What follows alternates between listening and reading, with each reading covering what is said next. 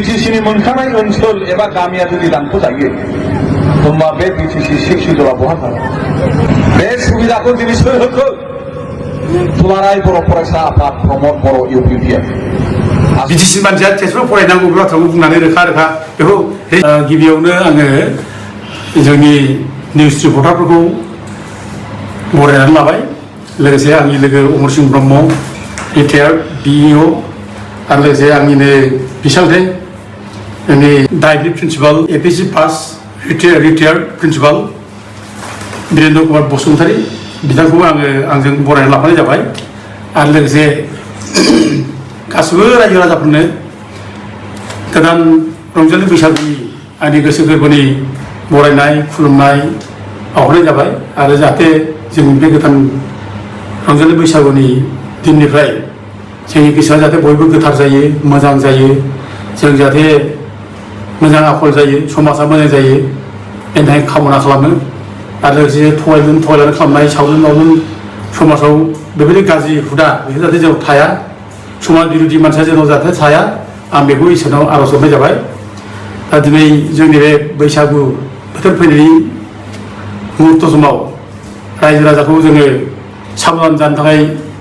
बा सांग्रांथि होनो थाखाय जोङो नैबे प्रेस मिटखौ खालामनाय जादों। रायजोफोर इलेक्सना फैथारगौ बावथारला, लकसभा बिसायख'थि बे जानोसै। दा बे लकसभा बिसायख'थिया बर'फोरनि थाखाय क्रुसियेल मोनसे बिसायख'थि आरो बर'नि थांनाय थैनायनि सोमोन्दो गोनां बे बिसायख'थि बेयो। बे बिसायख'थिया जोंनि थाखाय टार्निं पइन्ट। आरो जों बे बैसागु जानायनि उननिफ्रायनो जों बे बिसायख'थियाव जों दावहाबारि जोङो दा बाहागो लानांगोन। बे बर'फोरनि मोनसे गोदान दावहा, बे गोदान जुजिफिननाय बेयो जोंनि मोनखानाय गोहो, मोनखानाय पावार BTCनि 6 सेडुल पावारखौ रैखा खालामनायनि बे दावहा बियो। आरो बे दावहाखौ जों दिनै बयबो रायजो राजा आइ आफाफोरा गाबथानांगोन, बुजिनांगोन। जोङो धेमालि नङा, जाथि मोनसे थांनानै थानांगौबा, जाथि मोनसे माने रैखाथि मोननांगौबा जोंनो जायनाखि जोङो पावार हरदोंमोन, 6 सेडुलनि गोहो हरदोंमोन, 6 सेडुलनि जोङो BTC हरदोंमोन, बे BTCनि गोहोखौ जों जेरैखिबाबो गाबथानानै जों लाखिनांगोन। आरो बेखौ गाबथानोब्ला जों फैगौ बिसायख'थियाव जोङो जाय BTCनि गोहोखौ गाबथागोन बे मानसिखौ जों सायख'नानै जों देरहासार खालामनांगोन। आरो बेखौ जुदि सायख'नो रोङाबा जुगे जुगे जोंनि आखाइनिफ्राय जेनाखि BTCनि पावार बे थांसिगोन, अब्ला बर'फ्रा जोबस्रांनो लामा फैगोन रायजोफोर। दा बेखौ दिनै जोङो बेखौनो जोङो बैसागुनि फोरबोनि समाव जों फोरमायनाय जायो। बे बिसायख'थिया थैनाय थांनायनि मोनसे प्रसेसजों लोब्बा गोनां। दा बे इलेक्सना, फैगौ इलेक्सना जोंनि थाखाय जोंनि गोहो हमथानाय मोनसे आरो गोहो फोजोबस्रांनाय मोनसे। जों दा गोहोखौ हमथानो ना गोहोखौ फोजोबस्रांनो? जों जुदि गोहो हमथानांगौब्ला जोङो जाय गोहो हमथाग्रा हान्जा, बे हान्जाखौ जों सापर्ट खालामनांगोन। आरो जोङो जुदि गोहो नाङा होनना बुङोब्ला, BTCनि गोहो नाङा होनोब्ला जोङो जेरावनो जों भट होगोन। दा दिनै जों नुदों BTCखौ जायफोर लाबोदों, हाग्रामा महिलारिमोनहा, खाम्फा बरगयारिमोन, बिसोरनि नाजानायाव BTCखौ 6 सेडुल पावारखौ लाबोनाय जादों। 8 सेडुलनि माने भाषा माने थिसननाय बर' रावखौ, दा बेफोरखौ बिसोर लाबोदों। दा गथिखे बिसोरो जुदि BTCखौ मोजाङै जुदि खुंदोंमोनब्ला, BTC पावारखौ बिसोर गाबथान दंब्ला, दिनै जों बे BTC पावार गाबथाग्रा, BTCखौ रैखा खालामग्रा बे हान्जानो जों दिनै बयबो रायजो राजा दोलै बोलै भट होनांगोन। रायजोफोर बे खेला गेलेनो सम नङा बियो। जों मानसिफोरजों फुस्लायजानाय नङै खोथाखौ बुंनानै जों आन्दायनाय बे नङा बियो। दिनै बयबो बुजिबाय नङै खोथाखौ सोर बुंगासिनो दं, थगायगासिनो सोर दं, बेखौ बुजिखाजोब्बाय रायजोफोर। बेखायनो जों दिनै जाय हान्जाया नैबे BTC गोहोखौ लाखिगोन, जों बे हान्जाखौ जों सापर्ट खालामनो रायजोफोर। आरो गैलिया रायजोफोर, दाथ' नुखाबाय जायनाखि BTCनि माने गोहो फोजोबनो थाखाय जायफ्रा माने BTR पावार लाना फैदों, BTR सुक्ति खालामदों, बे BTRनि गेजेरजों दिनै BTCनि गोहोआ जोबलांजोब्बाय। जोंहा जायनाखि मोनखानाय पावार दंमोन बे जोबस्रांलांजोबसै। आरो बे BTR सुक्तिजों जेरोखोम खोथा होदोंमोन, मोनसे परिबर्तन सरकार लाबोनानै बिराद डेभेलपमेन्टनि खोथा बुंदोंमोन, दिनै बे मोनसेबो जाला रायजोफोर, जोब्बाय, बेखौ नुखाजोब्बाय। जों दिनै बुंनो नांलिया। मानो जौ फाननाङा जोंनि आइजोफ्रा, मानो दंफां दाननो थांनाङा, गुबुन खामानि माव। नाथाय खामानिनि राहा लामाखौथ' सोरबा बानायना होनांगोन ना रायजोफोर। फंबाय बिनानाव गोरिब गुन्द्रा आवरिया खावरिया मावरिया बिसोरनो मानो माबा मोनसे लामा होआखै? साख्रि हो। जोंनि गथ' गथाय खि गोरों उन्दैफ्रानो दिनै बुजिजोब्बाय। BTR सुक्ति खालामग्रा बे जायनाखि सहि होग्रा 런던 दैमारि दिनै बिथाङा जेलावनो दं दाबो दा बिथाङा जाय माने सुक्ति खालामबाय सुक्ति खालामनायनि उनाव जेराव थादोंब्ला आरो सुक्ति खालामग्रा मा दिनै हुथु दं बिदिबा बे सुक्तिया मा दं बे सुक्तियाव थाबनो जेबो मोना जेबो गैया आरो दिनै जाय हान्जा सुक्ति खालामनानै बिचार लाबबाय बे हान्जानि एनडिपिनि केडारफ्रा दिनै लिडारफ्रा दिनै जेलाव दं सोरबा फासि जानानै अर्डार जानानै दं सोरबा थैजासे जेल जानानै दं सोरबा 10 बोसोर 12 बोसोर सोरबा 15 बोसोर 20 बोसोर जेल जानानै दं बिसोरनि गनायनिबो जेबो माने बेबस्था गैया बिसोरखौ माने बखनायनिबो जेबो राहा गैया दा दिनै ओरैनो खुगाजों बुंबाय थायो माने गसिगोन रायलायगासिनो दं जेबो गैया रायजोफोर गवा नुखाजोब्बाय जों दिनै बिसोर मिसा खोथा बुङो दिनै टाइम खाथायगासिनो दं मिसा खोथा बुङैबो रायजोखौ आन्दायगासिनो दं दा गवा बेखौ रोखा जाबाय आरो रिसेन्ट जायनाखि बिटिसि बिटिआर एकर्डनि जायनाखि माबा होनबाय बिसोरो एकर्ड इमप्लिमेन्ट खालामनायनि बाथ्रा बुंदों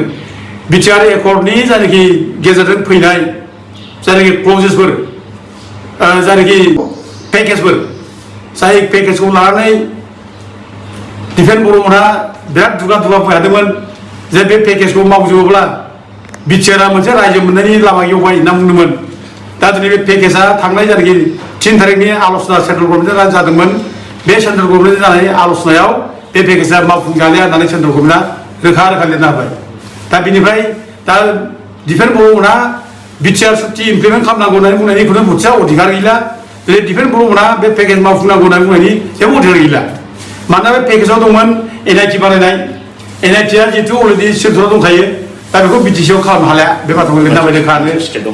मोनसे स्टेटआव मोनसेल' मोनो ओमफ्राय लोगोसे बड'फा माने उपेन्द्र ब्रह्मनि नामाव सेन्ट्रेल इउनिभार्सिटि बानायनाय खोथा बुंदोंमोन उदालगुरियाव दा दिनै बेखौ सेन्ट्रेल गभर्नमेन्टआ रिजेक्ट खालामना बुंबाय जे अलरेडि मायावनो तेजपुराव इउनिभार्सिटि दंखायो दा गंसे बिटिसि मानसिया तेजपुराव फरायनांगौ बे बाथ्राखौ बुंनानै रोखा बेखौ रिजेक्ट खालामना होखाबाय ओमफ्राय नों बिदिनो बे माबा खोथा बुंबाय नोङो नैबे मेडिकेल कलेज बेबो जालिया मेडिकेल साइन्स बे जालिया ओमफ्राय जोंहा नै माबानि खोथा बुंदों रेल दाब्बा बानायनायनि बेबो जालिया दा मोनसे जेबो माबायानो पेकेज हरनायनि जायनाखि एग्रिमेन्ट जादोंमोन बे जालिया रायजोफोर आरो जायखौ एकर्ड इमप्लिमेन्ट खालामनाय डिफेन्स बर्डआ बुंबाय थादों एकर्ड इमप्लिमेन्ट खालामनाय जे माने बिटिआर सुक्तिखौ इमप्लिमेन्ट खालामा माने इलेक्सन सिगां 2024नि इलेक्सन सिगां मावफुङाबा आन्दलन खालामगोन होननानै जाय दुगा बुंदोंमोन दिनै बे मानसिया दिनै बिजेपिनि एर'प्लेनाव गाखो दिनै बिजेपि जानानै केम्पेइन खालामनायसो रायजोफोर बेबायदि दुथां नेता थगायसुला नेता फरायसाफोराव गैला रायजोफोर दा बिटिआरनि खुनु माने एकर्डआ मावफुंजालिया बे रोखा जाबाय आरो लोगोसे बिटिआर सुक्तियाव मा दं बिटिआर सुक्तिया बिराद गाज्रि जों बे बाथ्राखौ बुंबाय थादों बिटिआर सुक्तिजों बिटिसिनि जायनाखि पावार बेखौ लांजोबनो नागिरबाय फोजोबस्रांनो नागिरबाय बे बाथ्रा बुंगासिनो दङ दा डिफेन्स बर्डआ बिटिआर सुक्तिया बिराद मोजां होननानै बुंदों मोनसे जुक्तिबो होनो हायाखै बिटिआर सुक्तिया जे मोजां बेखौ रायजो राजानि सिगाङाव मोनसे खोथा दिनै बे बुंनो हायाखै दा गथिखे बियो दिनै बिटिआर सुक्ति माने इमप्लिमेन्ट खालामनांगौ मावफुंनांगौ आरो बिटिआर सुक्ति मावफुंबा आन्दलन खालामगोन होननानै बुंनायनि बेहा जेबो अधिकार गैला रायजोफोर बेखायनो दिनैनि बे माने डिफेन्स बर्डआ जायनाखि दिनै गामि गिदिं माने एरप्लेन गाखो बुंगासिनो दं जों बिनि खोथाजों जों थांनो नाङा बे थगायसुला बर' जाथिनि थगायसुला बिथांमोनबायदि थगायसुला बर' जाथियाव गैया दा बर' जाथियाव 7 मानसि थगायसुला जों रोखा नुदों 1 नम्बर ब्रह्म बर' 2 नम्बर डिफेन्स बर' आरो जोंहा माने उरखावग्रा ब्रह्म बे सासे क्रुएल मानसि बर' जाथिनि निस्थुर मानसि बियो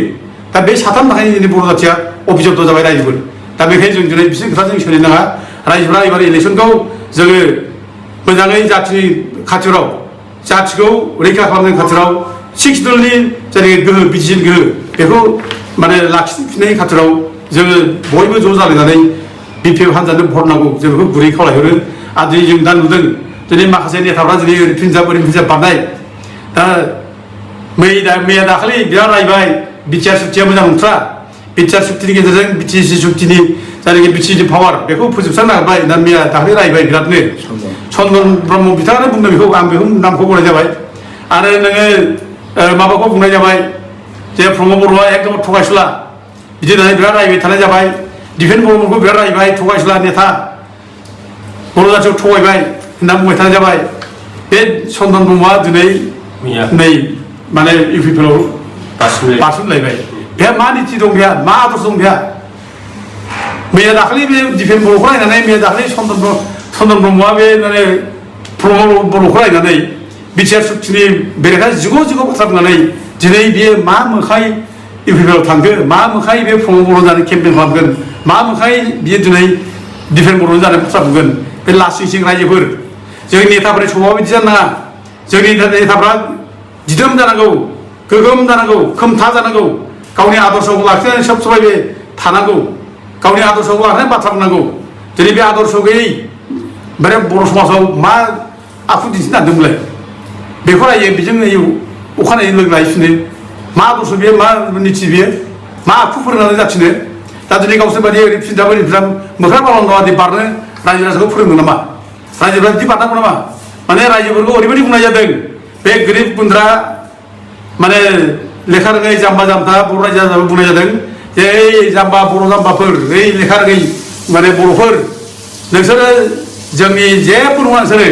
नोंसोर जोंनि गरफा गरनै फैसा मोननानै जाग्रा नोंसोरो नोंसोर जेरै बारफाग्रा नोंसोरो ओरै होननाय जादों रायजोफोर जोंखौ माने आखल गैयै माने आखु गैयै रायजो जोंखौ बुंनाय जादों दा जों बेबायदि जाना रायजोफोर बेबायदि आखल गैयै आखु गैयै नेताखौ जों सिनायनांगौ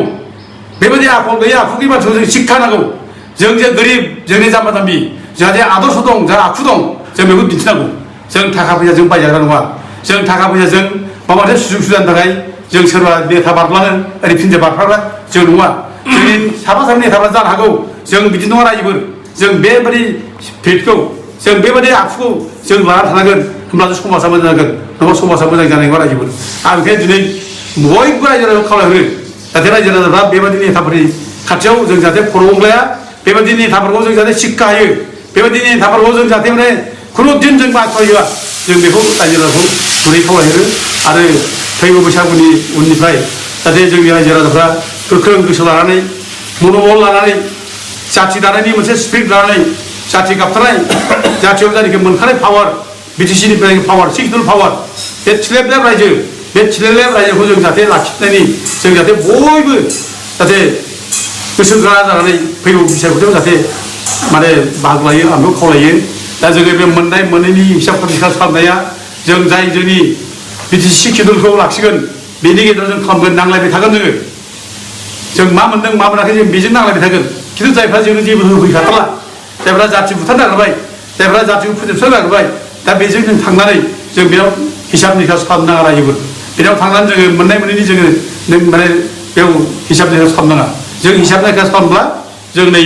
जायनि जाथि गाबथागोन जाथिनि थाखाय जावगोन बेयाव हिसाब निकास खालामगोन मोननाय मोननाय ओरैबाबो थाखायो मोनजोबनाय मोनजोबैया नोङो हाग्रामा सरकार फैब्लाबो थागोन इउपिपिएल सरकारबो थागोन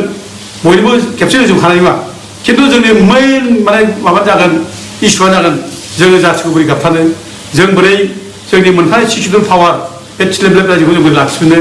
बे जोंनि सिन्था जानांगोन आं ओंखायनो बयबो रायजो राजाखौ नैबे गोदान बोसोर फालिनायजों लोगोसे मोनसे गोसोआव मन'बल लानाय जाहाथे फैगौ इलेक्सनाव जाहाथे जों बेयाव माने बाहागो लायो आरो मोननाय मोनै थाखा फैसाखौ लालायनानै जों बोराबलाय नङा आं बेखौ बयबो रायजो राजाखौ